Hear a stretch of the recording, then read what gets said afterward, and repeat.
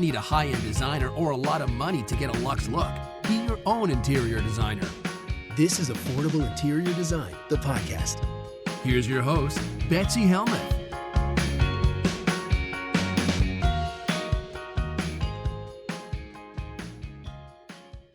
Hi, everybody. Happy February. I hope you're doing well. I hope you're thriving and surviving this cold. I always this time of year go through the winter blues, and 2022 is no exception. January had me really blue. February, I'm seeing a small light at the end of the tunnel, but it's all just felt so hard. So uncertain. And for those of you watching on YouTube, you can see that my background is a little bit different because now I'm no longer in my beautiful, magical storefront. I'm at home in a converted sunroom that's pretty beautiful and pretty magical. It overlooks the Hudson River. I have a view of the Palisades. It's a panoramic view. No complaints, maybe a few complaints. It's extra hot and it's extra cold and it's not so comfortable and it's much smaller and I'm just not inspired here. My kids come home from school and I love to see them, but they're constantly popping their heads in while I'm on Zoom with clients. The dog is constantly barking at the FedEx guy and it's just not my storefront.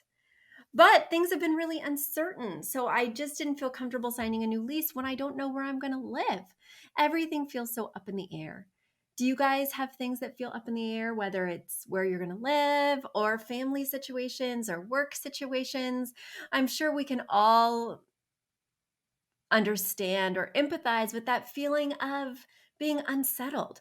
But as an interior designer, it is extra unsettling because everything from the office is in my basement in boxes. And I don't want to invest in either time or energy in making this office more comfortable, even though it is very comfortable and I set it up very nicely. But I'm not going to hang any additional pictures. I'm already looking on to my next steps, but I don't know what those will be. So I was sharing with my business friend that I was feeling really uncertain, and he gave me some great advice. His name is Brian, and he said, Betsy, there is this quiz that you can take from Tony Robbins. He's a big Tony Robbins fan. I myself am not sure how I feel about Tony Robbins, especially after seeing the documentary on Netflix about Tony Robbins, but I'm always willing to learn something new, expand my mind, and of course, learn more about myself. So he mentioned that Tony Robbins has this quiz that's basically identifying 6 human needs and lets you know which needs are most important for you. So he said, Betsy, at this point in your life, when you're at a major crossroads where you have so many decisions in front of you, you should take this quiz. So I took that quiz right there on the spot with Brian watching, and my main motivation is certainty. I don't know if that would change based on where you are in your life, because I have a feeling certainty wasn't always my number one priority out of the 6 human needs, but gosh darn it feels like it is now. So I am a little bit unsettled, but I realized just yesterday, as the sun starts coming out a little bit more, as my winter doldrums lift, as I have a trip to LA planned. Yes, I have a client flying me to LA to design her home next week, and that is just giving me a big old ray of hope. But where was I? I got so excited by LA that I forgot what I was even talking about. Oh, well, I'll be back and I will be sure to tell you all about my time in Los Feliz designing a house in LA for one of my very good clients who I worked with years ago, who's just not only an amazing client, but now a friend. Anyway, it just really resonated with me, that idea that I'm totally focused on certainty right now, and that because everything feels uncertain, it's hard to feel confident or hard to feel joy. But I realized the other day that this could be an exploration. This could be a time of curiosity. This could be a time when I find something new versus lose something old. So I'm really excited to think about it that way. And I'm going to stop driving by my storefront and watching them take down the paint, take down the light fixtures, and transform it into something else for somebody else. Because that's just like, picking a scab, right? All right, everyone. Well, you have been sending me in wonderful questions. And without further ado, I'm going to dive right into them. So, my first question comes from Debbie. And Debbie writes, Hi, Betsy. It's Debbie from Uptown Design in Phoenix. Do you remember me? It's been a few years since I stopped by your shop in your adorable little town. I am so enjoying connecting with you and your listeners on your podcast. Thanks for keeping us all connected. On the topic of home office desk issues that we are being faced with, my solution is to get the desk that works best: style, size, and function. This will solve the issue of sitting too much, too long by updating your technology. Most people either work completely with a laptop or have a desktop and a laptop. Just call in a tech person who can connect all your devices, get Wi Fi extenders throughout your home if needed, and voila! You now have the option to work anywhere in your home. You can move from the desk to a laptop to anywhere, to a kitchen island or counter. You can even take it outside on a nice afternoon. One day we're going to be completely wireless. And at that time, you can just let your clients know that you'll be back to help them choose the right adjustable desk whenever that happens. I am with you. I would never raise or lower a desk during the day, week, or even a month. Who needs that hassle? On another topic, congratulations on all your business growth, the great ideas you are implementing. It warms my heart that your solutions are truly from a source of helping clients, designers, and DIYers. Thanks, Debbie. Well, Debbie, thank you so much for writing in. And I love your feedback. I think you're responding to some topics that I was talking about back in January, where I was planning on leaving my office, wasn't sure where I was going to work. And then people have been asking me a lot about sit-stand desks. And my own experience with a sit-stand desk was rather lackluster. I always loved the idea that I could make it stand, and I had it since July of 2021, but I never actually ever lifted it. Ever. It just seemed like too much hassle. I was always just in the groove, and if I wanted to stand up, I'd walk around my office rather than lift my desk and put it back down later. Anyway, I still am excited that I have a sit-down desk. You know, everybody loves options, even if we don't take advantage of them. I do not agree with you, however, Debbie, that we should think about working, super mobily around our house. I love on a beautiful spring or summer day to go work outside on my patio. Nothing is more inspiring. I feel so free. I feel so motivated.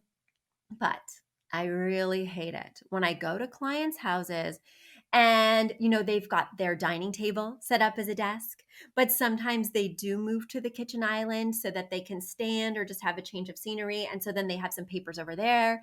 And then sometimes they work at their couch, so they keep a charging station there. I, first of all, as somebody who runs a business, a 7-figure business, I cannot imagine not having that executive moment. I need at least a 5-foot desk. I need at least 2 monitors. I need notebooks. I need my planner. I need pens in 24 different colors. Yes, these are my pens and I love them. And they are the Uniball Energel, I think they are. Oh my gosh. I have 2 packs of 18, all in different colors, a total of 36 pins. But my children, now that I'm working from home, come in, steal their favorite colors, and run around the house. They do know mommy's pens are off limits, but they do like to push my buttons and push the top of my pens. Anyway, it drives me crazy when I see cords all over clients' houses, when they feel nomadic. Now, that's not to say that if you want to do a quick email, you shouldn't be able to do it from somewhere else. But I really do believe if you have any sort of job that's taxing, any sort of time that's spent on the computer, a dedicated workstation is so important for mental health as well. Because if I'm dragging my workstation all over my house, where's the boundary? Where can I shut it off? Where can I say, this is the place where I go to work? This is my work energy. And when I shut that door, when I leave that nook, I have different energy. I'm bringing my best to my family, or I'm totally unplugging. I deeply believe that you should have at least 1 to 3 days a week where you totally unplug. You don't check your email. You don't think about work. You don't listen to motivational books about business. You don't listen to business podcasts. You completely shift focus. And it's called a free day in Strategic Coach, which is the business group that I belong to. But I think they're so vital. And I never used to think that before joining Strategic Coach. I used to be like, oh, I'll just wake up in the morning, check my email real quick, and then go play with my family all day, see my friends at night. But even just the energy of checking my email, whether it was at the beginning of the day or in the middle, even just the energy of thinking about a client immediately changed my day, even if it was just for a few minutes. And it's hard to shake that. And it's also not rejuvenating. I need to fully recharge my batteries. So to challenge what you're saying, Debbie, I truly believe that if you have a job that stresses you out at any time, if you have anything that's mentally taxing, you do need that dedicated zone. And if you choose to take your laptop around because, you don't want to be chained to the desk, and I do my best work, as you guys know, I design for all my clients in front of the TV, on my couch, with my laptop, while watching shows. That is just how I'm inspired. That's how my creativity works. And that is not at my desk. My desk is totally not creative energy, unless I'm podcasting, of course. But anyway, I do believe in work-life balance, and I do believe that having a nomadic desk situation around your house does not promote that.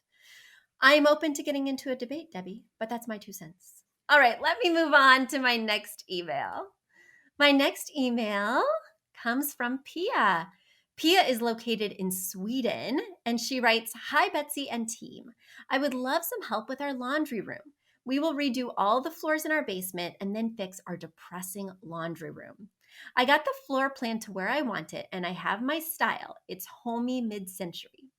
So to my question, how to think about these countertops, cabinet fronts, pulls, color, and lighting in a dark, depressing utilitarian space. Especially lighting. The ceilings are low. I get that it's never going to look pretty, and with all the plumbing and concrete, I'm just going for something warm and homey that does not depress me. Any help would be most appreciated." Well, Pia, thank you so much for sending in pictures in addition to your questions, because they really help to illustrate the situation. And yes, right now, your laundry room is a little depressing. It has exposed pipes at the top. It appears to have concrete floors. It has a very utilitarian sink. It looks like you're going to be doing some pretty big renovations to it in terms of installing cabinetry and in terms of sort of making things feel more cohesive, maybe even boxing out those pipes. I just have a rendering here, so I don't have a sense of all of that is going to happen, but I think the idea is a very good one, because right now it's so industrial, so exposed, that it would be hard to just put lipstick on this little piggy without doing something more invasive. So I'm really excited that you're planning on doing some cabinetry, some countertops, etc. I think that the laundry room, or small rooms in general, this even applies to, say, a powder room or even a mud room or even a small entryway. I think that small spaces are the perfect place to go bold, to have some fun, to be a little experimental, a little loud, because it is so small that it's not going to be overwhelming. And if you're feeling like this space is dark, depressing, gloomy, then let's make it more inspiring. Let's have some fun. Now, one thing I do want to mention is that I can see that the laundry room opens up to a curving staircase that does have some wallpaper. It does appear to be really well designed and really thoughtful. So I wouldn't want the laundry room necessarily to not relate at all to that area. You might want to have it share a style. You might want to have it share some parts of that 60-30-10 color palette. So that way it feels like a cohesive extension of that stairway and not just a strange anomaly fun room, right? One thing that I love to see in a laundry room, which some people don't always think about, is I love to see a backsplash, especially if you have a slop sink. It just makes sense that in an area that would have a lot of water or splashing or just, a lot of movement, soap, potential spills, a backsplash can be not only a really good functional thing to add, but also it can add a lot of color, vibrancy, playfulness. You can take a chance and do something in a bold color. You could take a chance and do something in a fun print, right? They have a lot of printed tiles that I'm finding really inspiring these days. Then, of course, if your floors are painted concrete, they might have a drain or something like that. It might make it a little bit more difficult if it's pitched to add tile. You wouldn't want to do anything like a carpeting, but I could definitely see painting the concrete in a less concretey color. Maybe we want to avoid the gray. They also have these really great things called vinyl rugs or oilcloth rugs, which I don't know if they have them in Sweden, but it's kind of a thing that's coming up right now in the United States. And it's very flat, almost like a plasticky placemat, but it has the design of a rug. It can get wet. It kind of adheres to the floor, not stickiness per se, but it doesn't shift around too much. And lots of different brands are offering them. They're quite durable and they come in all sorts of exciting patterns and sizes. So, those would definitely be some thoughts. The other thing I would think about if it's dark in here is to get an overhead light fixture, because I see you do have options for overheads. Get an overhead light fixture that has multiple bulbs, and then be sure to put it on a full range dimmer, because just because it could get really bright in here doesn't mean you always want it at max brightness. The one thing I would recommend is staying away from any tchotchkes, staying away from any lamps on the surface. I don't do laundry in my house. My husband does. But I would imagine that if we had a nice laundry room like this, because right now we just have the basement and he brings it upstairs to fold. But if we had a nice laundry room with a big countertop, he would want that totally free for all of his folding, etc. So those are a few ideas for you, Pia, but I definitely think you can take that homey mid-century vibe and bring it down here. Whether it's in one of the mod patterns that you showed me, I think the pattern you showed me might be a wallpaper. And I'm totally open to using wallpaper. Just make sure that it's vinyl wallpaper so that it is more washable, more forgiving of water splatters, soap splatters, etc. Well, Pia, you're going to have to keep us posted because I want to see before and after pics when this laundry room is complete. All right, let's get to my next question. My next question comes from Allison in Vail, Colorado. Allison, I must say, Vail, Colorado is on my mind these days. I think another reason why my January depression is lifting is not just because the weather's getting slightly warmer, but also because the Olympics are on. I am an Olympic junkie. I watch hours every day. I record it. I can fast forward through the commercials so that way I can see everything I want to see and I can see it all before they post the scores online. I stayed up till 2 a.m. last night watching all sorts of things. I was essentially waiting for Shaun White to qualify for the half pipe. And when he did, I just couldn't stop watching TV. I just kept it on because the Olympics are so enthralling. I myself have only been cross country skiing. I've never downhill skied. The only thing I've done that's close to that is I went tubing a couple years ago and it was a blast. But everybody in the Olympics is either from Utah or from Colorado, at least in the Winter Olympics, of course. And I am just so intrigued by their journey, their story. I think if I lived in the mountains all the time, I would be skiing a lot too. I'm a little bit of a klutz, so I'd probably have a lot of injuries and maybe I wouldn't be skiing, but I would definitely be in the lodge for the après ski. You know what I'm saying, Allison?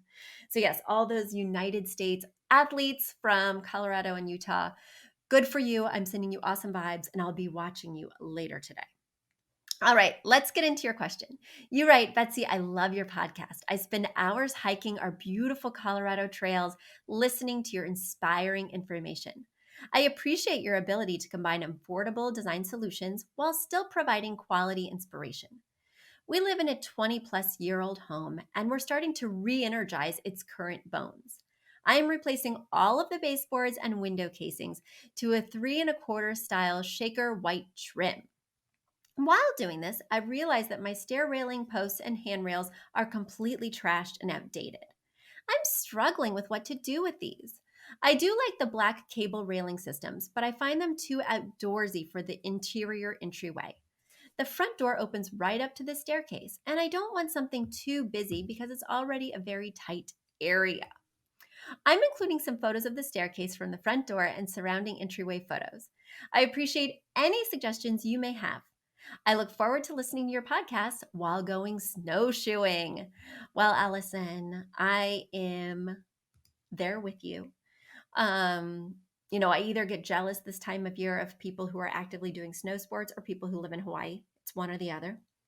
But checking out your pictures, which are a huge help. And guys, if you want to see her pictures, just go over to the Affordable Interior Design YouTube channel. They'll all be there. But they're very illuminating in terms of understanding what to do here.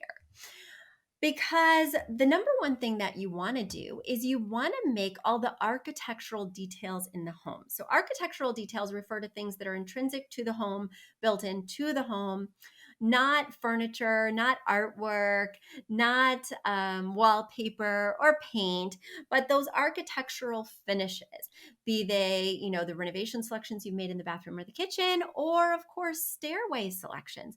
You want to make sure that they are cohesive with the era of the home, with the exterior of the home. The home itself should be saying one thing, right? You don't want it to look like you updated it over time and the bathroom is from the 80s, the kitchen is from the 90s, the entryways from the 60s. You want it to all look cohesive and in keeping with the style of the home. So while I have a lot of good pictures of your entryway, I don't have pictures of the home in general and the other finishes therein. That being said, I can give you some general advice about this stairway. So first things first, I don't think you should do the cables either. I can tell that this home is not modern. And, I'm going to be using the term modern, but actually we should be using contemporary, right? Because modern refers to a specific era of interior design that happened in the 50s. And this is a contemporary style home inside. The tile is contemporary. I'm sorry, this is not a super contemporary home. This is more like transitional. You mentioned it's 20 years old. Based on the paneling in the door, etc., I'm going to say that this is more of a transitional style home than a super contemporary style home, or like mid-century where everything is very clean lines, sleek, and minimal. That is not what this home is saying to me. So I would not do the cable balusters on the stairway. So I think you had good instincts there. The thing I would want to do is I would want to replace the balusters with something that's a little bit more simplistic. And for those of you who are wondering what balusters are, they are the spindles, right? So you have the handrail at the top. Then as it comes down, you have the newel post, which is that post at the very end of the stairway that often has some kind of decorative piece at the top. And then the spindles are those little pieces, the balusters are those little spindles that go all the way up the length of the stairway so that things don't fall through, right? So that kind of gives you a sense. And then there's typically a handrail on the other side. And I typically like the handrails and potentially even the newel post to be a different color, texture than the balusters. So the balusters might be that nice fresh white that's the same as the trim. But I typically like the handrail and the newel post to be a wood tone or a darker tone so that it camouflages fingerprints. So it camouflages wear and tear because that's where everyone's touching, right? That's the piece that gets all the action. So the darker that it is, the less white that it is, the more those things will be camouflaged. That's why I also like to keep them a wood grain, because if they're a wood grain, then there's some intrinsic patterning going on with that natural wood. And so again, it will further camouflage stains. If it's just painted black or just painted dark gray, you'll still be able to see those imperfections and chips.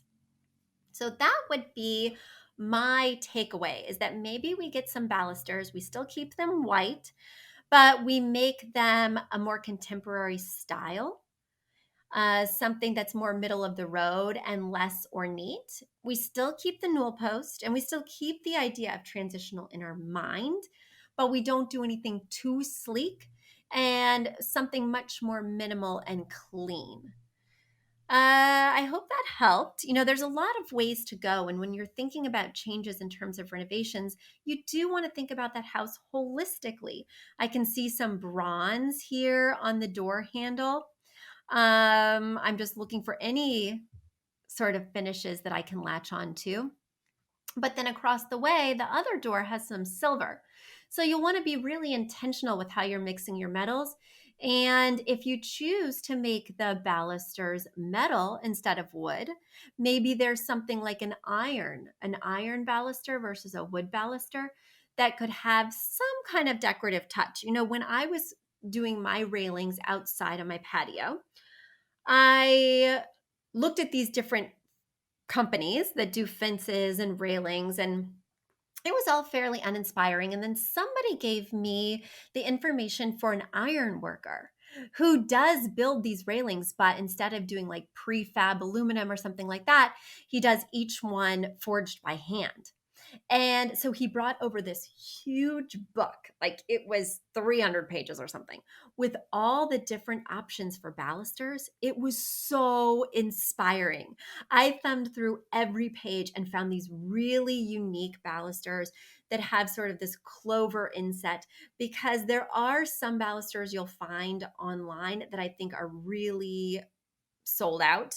In other words, they're used too often and they really turn me off, especially as I'm looking for houses right now. I see so many like Home Depot style balusters. So if you do have the opportunity to use a craftsperson, a tradesman or woman, that can be a really great way to get a unique look. And it was so cheap because those balusters were all pre-made too. They're just not what the builders are constantly selecting. So my home has this really custom look now, even though we literally clicked and bought those from a catalog. Is that TMI? Guys, it's been so long since I talked to you. I think I'm oversharing today, but bear with me. Let's move to the next question. My next question, well, it's not so much of a question, it's a comment. So let me share it with you. It comes from Latoyia. Latoyia is in Maryland. And Latoyia also went through the academy, and she is so successful right now. She has a shop in Maryland where she is refurbishing things, where people are hiring her for her design services. I'm hoping that she'll be on our podcast very soon so she can share her super inspiring story with you, because her background is so interesting, and her journey from where she was to where she is, I mean, it's just really intriguing. Everyone, when they had a role before, when you didn't just know since you were in junior high or high school that you wanted to be an interior designer and follow that trajectory, if you had a career path before and decided that you wanted something new for yourself, using those prior experiences to illuminate the new career you're choosing can just be such another layer. It can set you apart from all your competitors. And her background is so intriguing that I just can't wait. Hopefully, I'll get to share it with you soon. Latoyia, this is my way of asking you right now on the air if you'll be a guest on my podcast and share your story. In the meanwhile, let me read your note. You write, "Hi, Betsy. You know who I am. I was listening to your podcast and I thought, hey, why not reach out? I was wondering, since the title of the podcast and due to supply chain issues, I was thinking maybe you could mention alternatives to interior design options, such as my twist on interior design. You definitely don't have to mention my little old shop, Lavish Furniture Flips. But I would love if you'd let your listeners know alternatives so that they would really open their minds to the items that they have in their possession, even heirloom or contemporary pieces that can be reimagined to fit their space and their design aesthetic. I not only do this because I love being able to create unique pieces for my clients, but also because it's sustainable. I love a home being a collection of things which creates interest and balance to a space. Not everything should be painted and everything can't be fixed, but knowing that there are options is a whole new world to designing in space. Again, I don't think that you need to mention me, but if you do, yay. As always, I adore you and all that you do for your listeners, especially your guidance. Be well. And honey, if I had the time, I would so apply for your position so I could learn even more from you. Well, thank you, Latoyia. And yes, guys, if you are in the New York City or Washington, D.C. area, we are currently hiring interior designers. We plan on hiring in full force and training in March. So if you have interior design experience, if you've been through our academy, if you're located in the New York City or DC area, you might be a perfect fit. So you'll want to head over to affordableinteriordesign.com/careers. Once again, affordableinteriordesign.com/careers to learn more about the opportunity. Well, Latoyia, thank you so much for reminding the listeners that yes, you don't just have to shop retail. You don't have to buy things that are new. You are completely right. The supply chain issues right now are out of control. They have been since September. And while I have seen things getting a little bit better on our end, still, when you order a couch, if you can get it before August, it's amazing. If even if they tell you you can get it before August, oftentimes they'll say, oh, your couch is coming in May. May arrives and it gets pushed back even more months. We have seen that time and time again. And so, yes, it's much more sustainable and much easier these days to buy something that's been pre-owned that you can click and buy on Facebook Marketplace, or you can go to a consignment shop or secondhand shop like yours, Latoyia, and just pick something up, right? But people are a little intimidated, which is why I hope you all listened to my podcast with the host from Farmhouse Vernacular, because she gave so many tips on refurbishing, refinishing. And Latoyia, I think when you come on my podcast, you might even be able to add to her tips with all of your knowledge, because you do refinish things as well as resell, as well as offering interior design services so that you can match your pieces with the person's home. And guys, if you're considering a career in interior design, know that there's so many paths open to you. You could sell furniture, right? Whether you want to be a wholesaler, whether you want to mark up retail items, or whether you want to find your own gems and fix them up or just resell them as is, right? There's so many different opportunities for making money in this field. And you just want to think creatively, maybe take the academy where we can help you think creatively and help you kind of decide what your path looks like. Personally, unfortunately, at my firm, we can only recommend retail, because those beautiful refurbished items or the secondhand items, there's only one of them. So if that sells out, it's going to be very hard to find another one. They're unique, one-of-a-kind pieces, which makes your home unique and one of a kind. But as an interior designer, it can make things a nightmare if I don't have control over that inventory. If I tell you, oh my gosh, Joan in Connecticut, you should totally buy this bright blue sideboard that I found on Cherish because it's perfect for your space. And then somebody snaps it up before she could even press add to cart. There's nothing I can do. Whereas for Latoyia, you own that piece, Latoyia. You control who buys it. And so if you've got it on hold for a client, then it's going to be in stock for them. So that's just a little bit of my hesitation. It's also my hesitation speaking about it too much here on this show, because it's not something I'm actively able to do due to the one-of-a-kind nature of those pieces. But as some of you know from listening to my podcast, part of my love of interior design, and I would say it's maybe a small part, it's more maybe a part of my entrepreneurial DNA, is that my dad was an auctioneer. So in Missouri, my dad was an auctioneer for estate sales and things like that. We lived in his auction barn for a short time. So our house was attached to this big old barn where he'd open the doors and have his sales. So it's been ingrained in me since I was little to love old things and also to, pave my own way. He owned his own auctioneering company. And anyway, that's a whole different thing for a whole different day. But I do have a total love and appreciation for old things. I love auctions. I love thrift stores. And I wish I was able to use those resources more with my clients. Everybody, I think I've chatted your ear off today. I look forward to talking to you again soon. If you have questions for me, please send them along to affordableinteriordesign.com/podcast. You just click right there and there is a form for you to fill out. And again, if you have interior design experience, have been through our academy or interior design experience or have been through our academy, and you happen to live in New York City area or DC, please send us your information. We are actively hiring for designers right now. Thanks, everyone. I'll be back with you next week. Bye. A big thank you to Aton and the Embassy who wrote our theme song. A shout out to Catherine Heller who owns the podcast shop and is our editor extraordinaire. We also want to thank Ginny Sunasan and her team at the Savvy Podcast Agency for their help with our social, our YouTube channel, and so much more. We also want to thank Uploft, which is our parent company who supports this podcast. And lastly, we owe a huge debt of gratitude to you. Thank you so much for tuning in and for all your support.